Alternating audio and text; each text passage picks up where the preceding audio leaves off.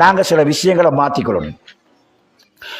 அல்லாஹ் அடிவானத்துக்கு வரக்கூடிய நேரம், தாய்மார்களே, சகோதரர்களே, பெரியவர்களே, அல்லாஹ் அடிவானத்துக்கு வரக்கூடிய நேரத்தில் எல்லா காலங்களிலும் எல்லோரும் எழும்புவதில்லை.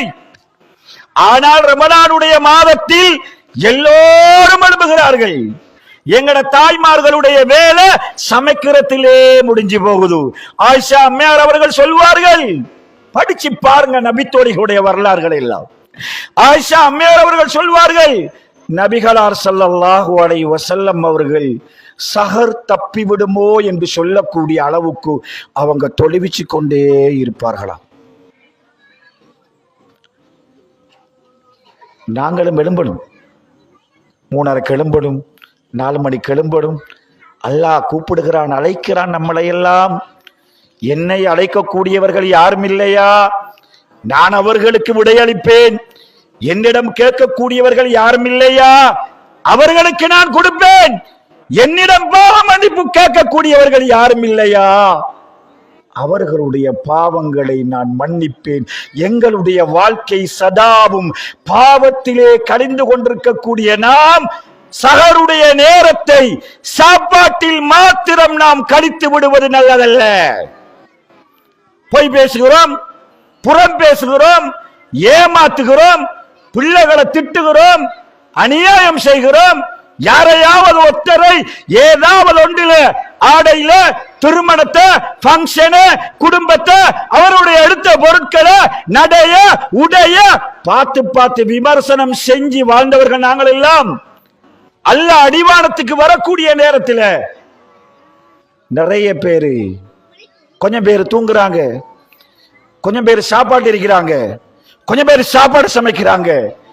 நபிகளார் ஸல்லல்லாஹு அலைஹி வஸல்லம் உடைய சஹாபாக்கள் ரமலானிலும் கூட அடிவானத்துக்கு அல்லாஹ் வரக்கூடிய அந்த நேரத்தை அஸ்தக்ஃபிருல்லாஹுல் அலீம், அஸ்தக்ஃபிருல்லாஹ், யா அல்லாஹ் என்னுடைய பாவத்தை நீ மன்னி, யா அல்லாஹ் என் மகனுக்கு இந்த பிரச்சனை, கணவனுக்கு இந்த பிரச்சனை, ரப்பே ரஹ்மானே எனக்கு இந்த தேவைகள் இருக்குது என்று கரம் ஏந்தக்கூடிய சகோதர சகோதரிகள் எத்தனை பேர், தாய்மார்களே, சகோதரிகள். மாத்தணும் நம்மட வாழ்க்கையை. சஹர் நேரங்களை மாத்திக்கங்க. இதுதான் ரமலான்ல செய்ய வேண்டிய இபாதா. சஹர் நேரத்தை மாத்துங்க, சாப்பாட்டை பின்படுத்துங்கள், பரக்கத்துக்குரிய நேரமாக ஆக்குங்கள்.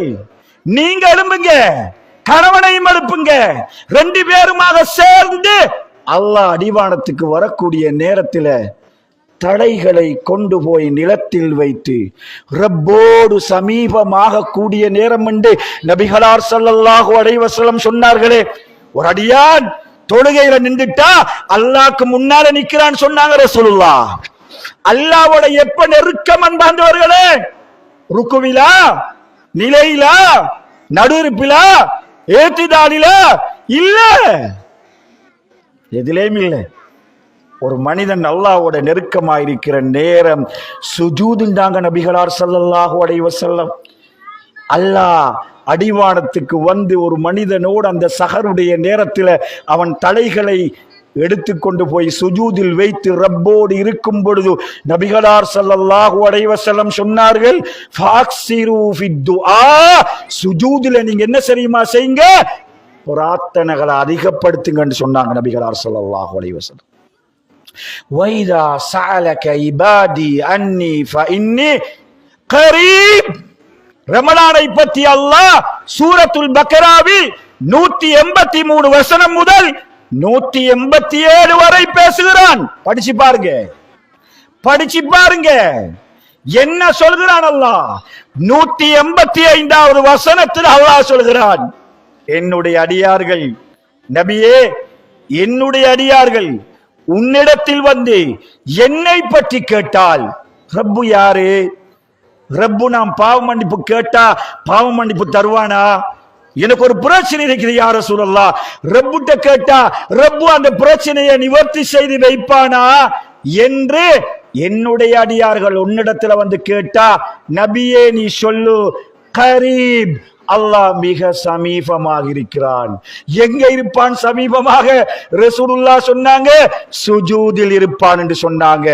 உஜீபு, உஜீபு தஅவத்தத் தாஇ இதா தஆன், என்னுடைய அடியார்கள் என்னிடத்திலே கேட்டால் அவர்களுக்கு நிச்சயமாக நான் பதிலளிப்பேன் என்பதாக அல்லாஹ் ரமலானை பற்றி பேசும் பொழுது, ரமலானுடைய சட்டங்களை பற்றி பேசும் பொழுது, ரமலானில் யாருக்கு சலுகை என்பதை பற்றி பேசும் பொழுது, ரமலான் நோன்பு பிடிச்சா என்ன கிடைக்கும் என்பதை பற்றி பேசும் பொழுது அல்லாஹ் அந்த தொடருக்குள்ளே பிரார்த்தனையை கொண்டு வந்து அதை அல்லாஹ் சொருகி வைத்திருக்கிறான் என்றால், ரமலானுடைய இரவுகள் எல்லாம் சாதாரண இரவுகள் கிடையாது.